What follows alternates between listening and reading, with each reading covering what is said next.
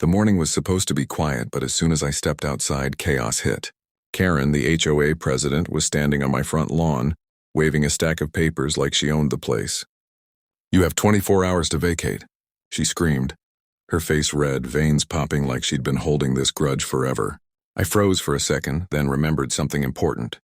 I was on my own land. My home. "Excuse me. What are you talking about?" I asked, trying to stay calm. She didn't answer calmly. Instead, she stomped closer, pointing at my house like she had authority over it. "You can't live here. The HOA says so. I called the cops. They're on their way." My heart skipped a beat, but I didn't panic. Because there was something she didn't know. I wasn't just any resident. I had paperwork, proof, and a little secret that could turn this whole fight upside down. Her phone rang and she answered it, her voice dripping with fake authority. "Yes, they're trespassing. Hurry." She looked back at me with a grin that screamed, "I'm untouchable."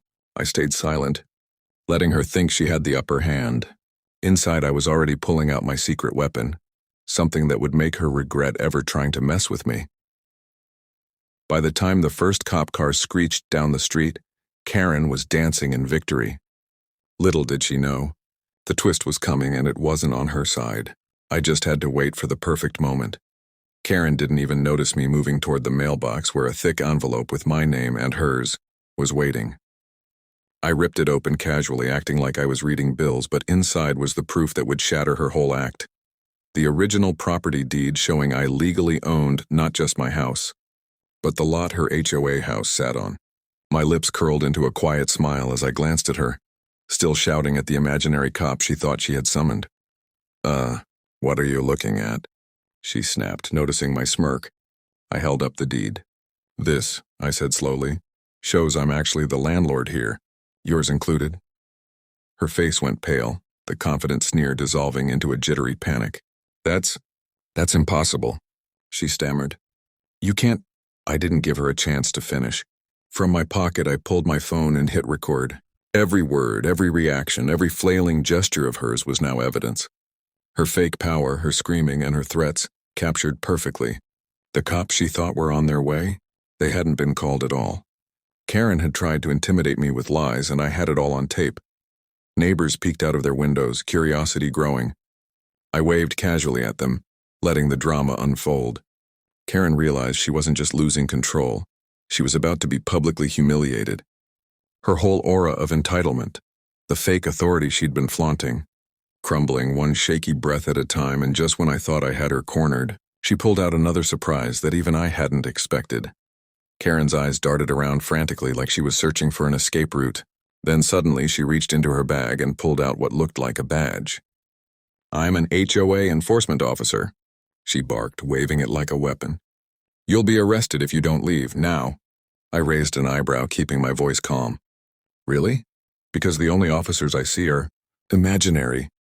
My hand hovered over my phone, still recording. She froze for a split second, and that's when I saw it. The tiniest twitch of doubt in her eyes. She'd thought her little scam would scare me, but now everything was unraveling. She stepped closer, trying to regain control, but I didn't flinch. "Look, Karen, I've lived here for years. This is my property, and you're standing on land that legally belongs to me. Your HOA house? Mine too." Her mouth opened, but no words came out. She hadn't expected this. Then she did the unthinkable.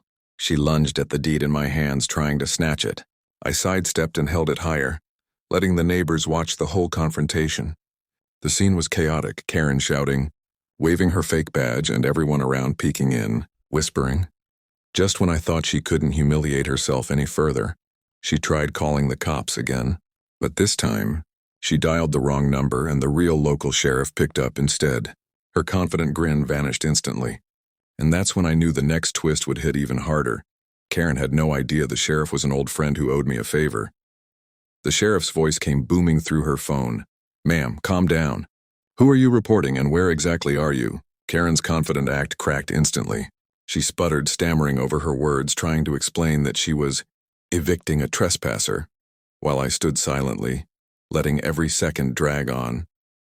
The neighbors had now fully gathered, some recording on their own phones, the tension buzzing like electricity in the air. I stepped closer to her, holding the deed high so everyone could see. "You're reporting me?" I asked slowly, letting the words sink in. The person who owns this land, and technically owns your HOA property too? Her face turned red, then pale, then a mix of both. Panic overtook her arrogance. The sheriff chuckled on the line, clearly enjoying the irony. Ma'am, you're going to need to stay right there. I'm sending someone over to sort this out. Karen's hands trembled as she realized she wasn't in charge anymore. Every threat she had hurled at me, every fake authority she tried to flex, was now about to backfire in front of the whole neighborhood. And just as she opened her mouth to protest, a loud horn sounded from across the street. A delivery truck had stopped, and out stepped a few construction workers holding more documents. I hadn't even called them yet. They were serving an official notice confirming that I legally owned the entire lot and that any HOA actions against me were void. Karen froze mid-step, her fake bravado crumbling completely. I looked at her calmly. You really should have checked the records before trying to bully me. Her jaw dropped, and for the first time she was completely powerless in front of everyone. But even then, the story wasn't done. One final twist was about to hit that would humiliate her forever. Karen's knees nearly buckled as the construction workers handed me the official papers. She stammered that this can't be real. I smiled, scanning the documents quickly. Every signature, every seal, every line confirmed what I already knew. I owned not only my home, but the entire HOA property, including hers. The crowd of neighbors murmured in shock, some shaking their heads in disbelief at her audacity. She tried one last desperate move. I can call the sheriff myself. I cut her off, holding up my phone. Already done, Karen, and he knows exactly who's telling the truth. She glanced nervously at the street where a real sheriff car was now rolling slowly toward our block. Her face went from red to white in seconds. Before she could react, I calmly walked past her, placing the deed on the hood of her HOA truck. This is over, I said softly, letting the words carry to everyone watching. The neighbors cheered quietly, realizing that justice had finally arrived. Karen's fake authority, her screaming, and her attempts to humiliate me had all collapsed in one public moment. And just when she thought she could slink away quietly, the sheriff stepped out of his car, giving her the sternest look I had ever seen. Ma'am, impersonating an officer and trying to intimidate a property owner. That's a serious offense, he said, reading from the notes he'd just been given. Karen froze. Her mouth opened, then closed. Then she turned to run, but cameras from neighbors and mine had captured everything. I leaned back, letting the drama settle. Today she had learned a hard lesson. Never underestimate the underdog.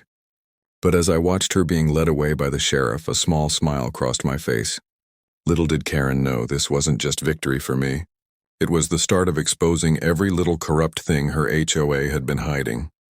With Karen escorted away, the neighborhood buzzed with whispers and astonished glances.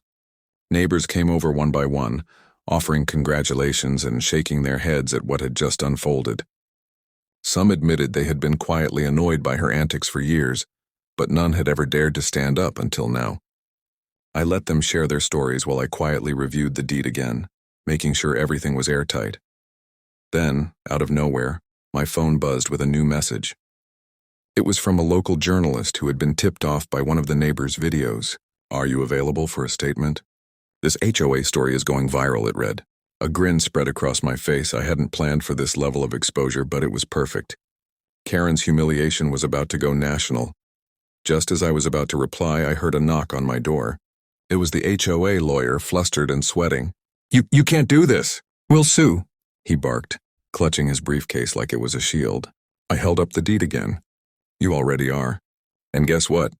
The law's on my side. His face paled and he muttered something about procedural errors before backing away. I stepped outside, taking in the neighborhood, the cheering, the cameras, the realization that justice had truly been served. But even as the sun set, I couldn't shake the feeling that this was just the beginning. Karen had been exposed, yes, but her influence, her reach, some of it was still out there, waiting. And I knew, deep down, that the next twist in this saga would test every ounce of patience and cunning I had left. That night, as the street quieted down, I was reviewing security footage one last time when I noticed something chilling. Karen wasn't acting alone. In the background of several clips, I could see her whispering to a man in a suit I hadn't recognized before. A man who had vanished as soon as the sheriff arrived. My stomach dropped. Clearly, there was more to this than her solo tantrum. The next morning, I received an anonymous envelope slid under my door. Inside were photos of HOA board meetings, secret plans, and financial records showing years of shady dealings. Karen had allies, and they were serious. I realized this wasn't just about one woman anymore. The HOA itself had been built on lies, corruption, and intimidation. But now I held the proof that could bring the entire operation down. I called the sheriff's office, explaining what I'd found. His response was quick and sharp. "Keep all of it. Do not confront them alone. We'll handle it." Relief mixed with adrenaline. This was bigger than I imagined. Karen had been the tip of the iceberg, and the deeper I dug, the more dangerous and satisfying the story became. And as I looked out over my property, now fully secured, I couldn't help but smile. I had turned her schemes upside down, exposed the lies, and protected my family. But the ultimate twist? The next time they tried to bully anyone in the neighborhood, they would have to face me. And this time I wasn't just defending land. I was defending justice itself. Weeks passed and the story had gone viral. News outlets ran segments about Karen and the corrupt HOA, complete with clips from my recordings and the documents I'd gathered. Neighbors began approaching me daily, thanking me for standing up, not just for myself, but for the whole community. Some even shared stories of harassment they'd endured silently for years. Then came the call I didn't expect. A lawyer representing multiple homeowners. "We want you to lead a legal action against the HOA," he said. "Your evidence is airtight. You've already exposed the corruption. They can't fight this." I leaned back, realizing the full weight of what had happened. Karen's tantrum had spiraled into a movement, one that could reform the entire neighborhood and protect future residents from abuse. But just when it seemed like the battle was over, a notification popped up on my phone. A video uploaded to a private channel showing Karen in a new scheme, this time trying to intimidate another property owner several towns away. My eyes narrowed. She might be humiliated, arrested, and exposed, but her tactics weren't gone. She was still dangerous. I smiled, quietly confident. With the sheriff's support, my proof, and the attention of the public, I wasn't just defending my home anymore. I was ready to take on any threat, no matter how sneaky or bold. And deep down I knew that while Karen had lost this battle, the twists weren't over. The next confrontation, whenever it came, would be even more explosive, and this time, she wouldn't get away with a single lie. Months later, the HOA had completely collapsed under investigations and lawsuits. Karen was banned from holding any position in community boards, and her name became a cautionary tale among neighboring towns. Yet despite all that, I stayed vigilant. I knew people like her didn't disappear quietly. They regrouped, schemed, and waited for the right moment.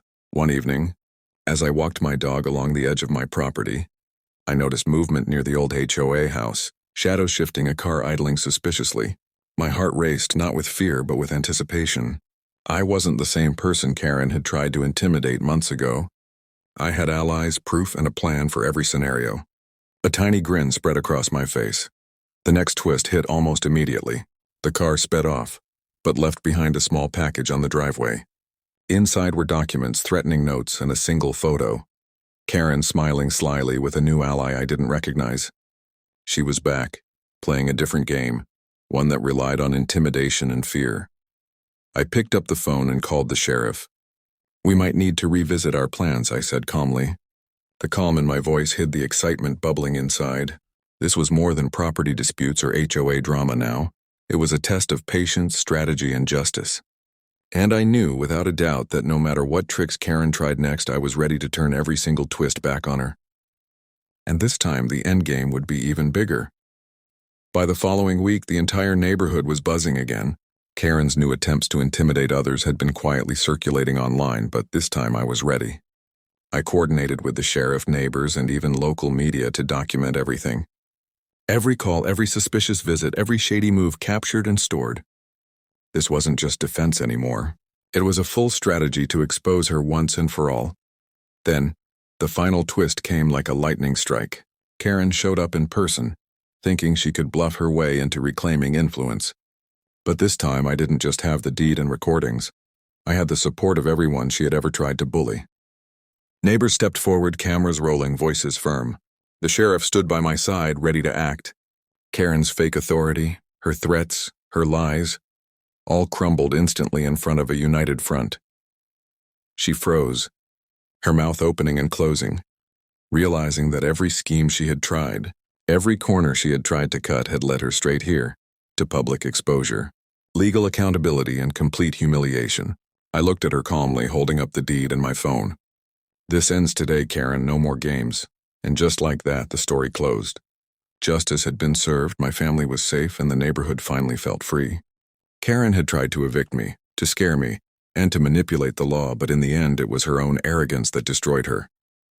And as I watched her escorted away, I knew one thing for certain: property rights, truth, and persistence always win over lies and entitlement. The neighborhood cheered, cameras flashed, and for the first time in years, peace returned. But more than that, a message had been sent. Never underestimate the underdog, because sometimes the quietest person holds the power to turn the entire world upside down. The end.